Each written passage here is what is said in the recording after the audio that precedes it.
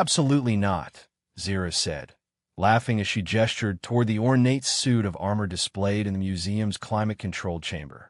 That armor is 3,000 years old.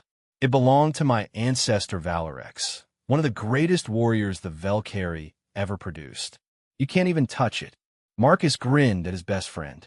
They'd met at the Intergalactic Academy 5 years ago, and their friendship had survived everything. Different species, different planets, different fundamental understandings of gravity. Zira was security chief at the museum now, and Marcus was a cultural liaison for Earth.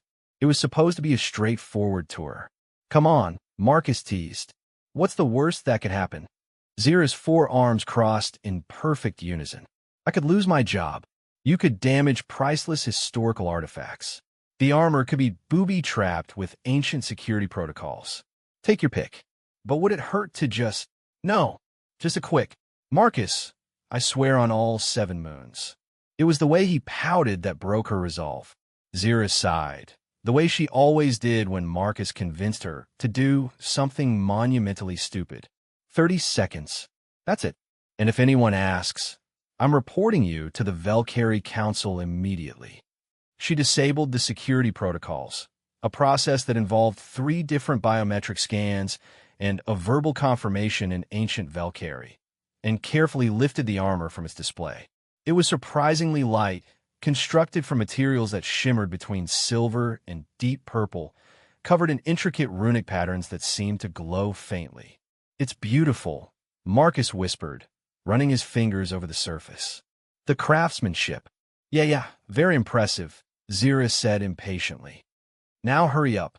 The armor fitted him perfectly, which was impossible.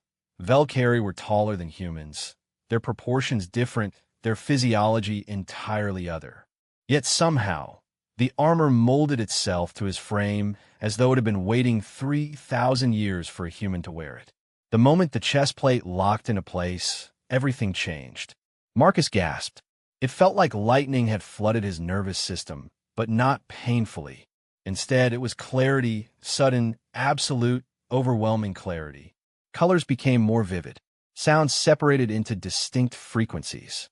He could feel the electromagnetic fields pulsing through the museum's walls, sense the heat signatures of every living being within 100 meters. More than that, he could feel something ancient, a consciousness, vast and patient, waking up inside the armor after millennia of sleep. Marcus!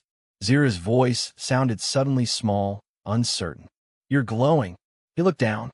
The runic patterns covering the armor were blazing with brilliant light, purple and silver intertwining in patterns that shifted and evolved as he watched. What's happening? Marcus breathed. Before Zira could answer, the armor spoke, not in words, but in pure information flooding directly into his mind. It showed him visions, Valorex in battle, standing against impossible odds. Valorex defending refugees.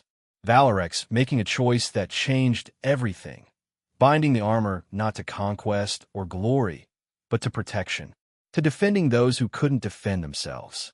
The armor had been waiting, not for a Valkyrie warrior, but for someone with the right heart, someone willing to bear its weight not for power, but for purpose. This is impossible, Zira whispered, her 4 eyes wide with awe and something like fear. The armor only responds to those with Valkyrie bloodline. How are you? Because I'm not trying to use it, Marcus said, understanding flowing through him like water. I'm not trying to control it or dominate with it. I'm just accepting it, asking it what it needs. The armor responded by projecting a holographic display that showed the museum, and beyond it, the entire city. In the display, Marcus could see patterns he'd never noticed before. Energy flows. Weak points in the city's protection systems. Vulnerabilities. There's a threat coming, Marcus said quietly. Something your sensors haven't detected yet. The armor can sense it. It's been sensing it for days. It's been trying to wake up because it knew. Zira's expression shifted from shock to professional assessment. Show me. For the next 2 hours, Marcus and Zira coordinated with the city's defense systems, using the armor's ancient sensory capabilities to identify an incoming asteroid. one that Earth's and Valkyrie's combined detection systems had somehow missed. Working together, they adjusted the planetary defense grid, and by the time the asteroid reached the atmosphere, it was safely diverted. As the crisis subsided, Marcus carefully removed the armor. It released him gently, the light fading, but he could still feel its presence, a vast, ancient consciousness that had found exactly what it was waiting for. Not a warrior seeking power, but a guardian willing to serve. "Your career is going to be very complicated now," Zira said, staring at her human friend with new understanding. Marcus smiled. "So is yours, apparently. We just saved 2 civilizations together." "No," Zira corrected gently. "You did. A 3,000-year-old Valkyrie warrior and a human who was willing to listen to it. That's not a joke anymore, Marcus. That's destiny." And somewhere in the armor's quantum core, Valorex's consciousness hummed with satisfaction. Finally, after millennia of waiting, it had found its true bearer, not by bloodline, but by heart.